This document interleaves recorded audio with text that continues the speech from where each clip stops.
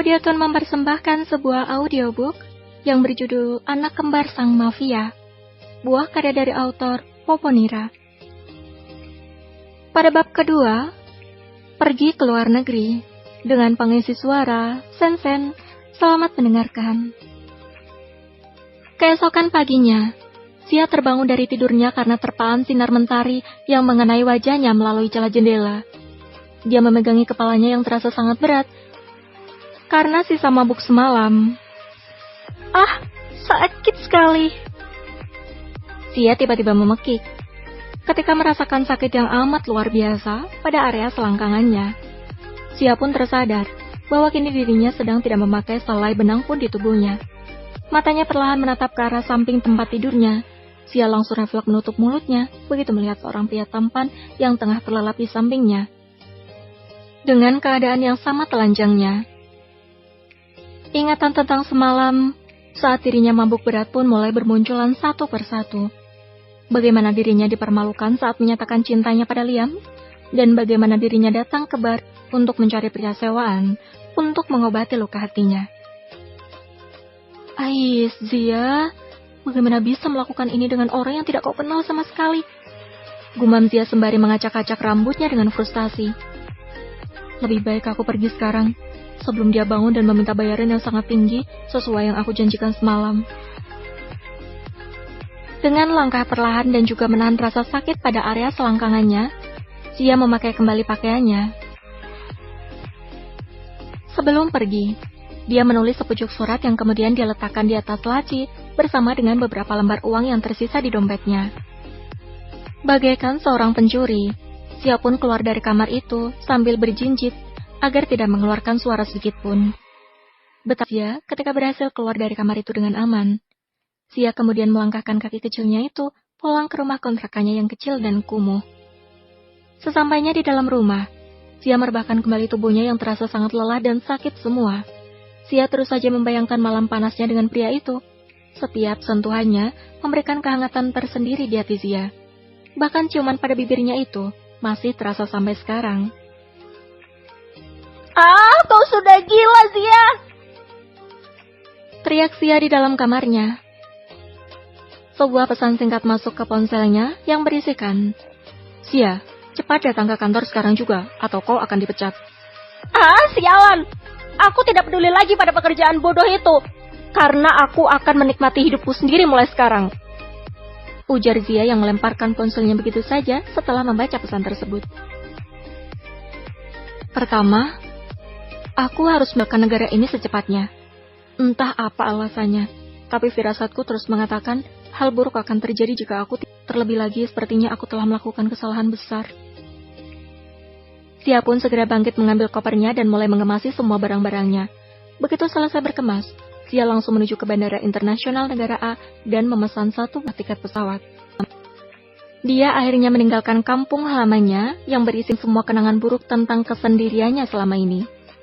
Sia sudah membulatkan tekad untuk pergi lama sekali, sampai waktu yang tidak dia tentukan untuk kembali ke kamar hotel. Pria yang menghabiskan malam dengan Sia mulai terbangun dari tidurnya. Dia mencoba melihat ke sekelilingnya untuk mencari keberadaan Sia di sana. Sedikit pun bayangan wanita itu di sana. Dia pun mengambil sebuah jubah mandi dan mengenakannya dengan gerakan yang sangat elegan. Selamat pagi, Tuan. Maaf saya terlambat menemukan kamar Anda. Ujar William Cooper yang merupakan sekretaris sekaligus tangan kanannya. Seperti biasa, hanya disauti dengan delman saja oleh bosnya itu. Raiden Kano Xavier, seorang CEO tampan yang memiliki saham terbesar Blues Group yang merupakan perusahaan IT terbesar di dunia dengan banyaknya cabang di seluruh dunia. Di umurnya yang baru 28 tahun, dia sudah menjadi orang terkaya dan paling berpengaruh di dunia. Dia bukan hanya seorang CEO dari perusahaan terbesar saja, tapi dia juga merupakan ketua mafia Black Sky yang paling ditakuti di dunia seni bela diri. Banyak wanita cantik dan seksi yang menghinggapinya, tapi tak ada satupun yang berhasil merebut hatinya atau bahkan hanya sekedar menghabiskan malam panas bersamanya. Sifatnya yang dingin, arogan, dan juga sangat kejam membuatnya seakan dikelilingi tembok besar yang sangat kuat dan kokoh. Hingga tak ada satu wanita pun yang berani untuk meruntuhkannya. Sampai sekarang, Hanya Zialah yang berhasil membuat retakan pada tembok tak terlihat itu. Apa kau melihat seorang wanita keluar dari kamar ini? Tanya Raiden dengan wajah datarnya. Maaf Tuan, tapi saya tidak melihat siapapun keluar dari kamar ini. Jawab Will dengan wajah yang sedikit terlihat bingung. Dalam hatinya penuh tanya. Apakah Tuan telah menghabiskan malam bersama dengan seorang wanita tanpa sepengetahuanku? Atau jangan-jangan Tuan telah dijebak seseorang? Sementara Raiden masih dengan wajah datarnya menatap keluar jendela. Dia mencoba mengingat-ingat wajah wanita yang berhasil tidur dengannya. Karena semalam dia juga sedikit merasa mabuk setelah pertemuan dengan musuh bebuyutannya yang tak terduga. Tuan, perlukah saya mencari tahu siapa wanita itu? Pertanyaan dari Will membuat Raiden sadar dari lamunannya tentang wanita semalam. Dia kemudian berbalik dan melihat secari kertas dan beberapa lembar uang di atas lacinya. Raiden kemudian mengambil kertas itu dan membacanya. Tuan, terima kasih atas pelayanan darimu semalam. Milikmu benar-benar sangat memuaskan. Sampai saya pun susah berjalan karena ulahmu itu. Sesuai janjiku, aku akan membayarmu dengan sangat mahal. Ambil saja kembaliannya. Dan jangan sampai berjumpa lagi. Dah. Raiden pun kembali mengeluarkan senyuman smirknya setelah membaca surat itu. Dia benar-benar tidak habis pikir dengan wanita itu. Entah dia wanita gila ataupun konyol, Raiden hanya berpikir, dia wanita yang menarik. Wanita pertama yang berani menghargainya sebesar $100 saja semalam. Tuan, apakah Anda mengetahui siapa wanita itu? Tanya Will lagi yang sedikit ragu ingin menanyakannya lagi, melihat bos yang tersenyum sendiri. Lupakan saja, dia wanita yang tidak penting. Dia juga bukan salah satu musuh kita, jadi biarkan saja. Ujar Raiden yang tak peduli dengan kekhawatiran sekretarisnya. Tapi Tuan, bagaimana Anda bisa sangat yakin bahwa dia bukan wanita yang berbahaya untuk Anda, Tuan? Ujar Will yang masih saja mengkhawatirkan tuannya dibanding apapun. Entahlah, aku hanya merasa yakin bahwa dia hanya seorang wanita gila yang konyol. Ujar Raiden lagi. Will, siapkan mobil sekarang dan simpan ini untukku.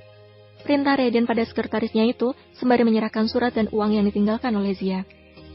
Begitulah pertemuan singkat antara Zia dan Raiden yang hanya menyisakan sebuah kenangan yang indah. Raiden pun melupakan kejadian itu, dan juga Zia dengan mudahnya. Dia kembali ke dunianya yang sibuk dipenuhi dengan jadwal bisnis dan juga dunia mafianya. Sikap dingin, arogan, dan juga kekejamannya masih membangun tembok yang sama seperti sebelumnya. Sementara Zia memulai kehidupan barunya di tempat yang baru juga. Kini Zia sudah tidak sendirian lagi, karena dia kini mempunyai sepasang malaikat kecil yang selalu mengisi hari-harinya. Bersambung, terima kasih sudah mendengarkan.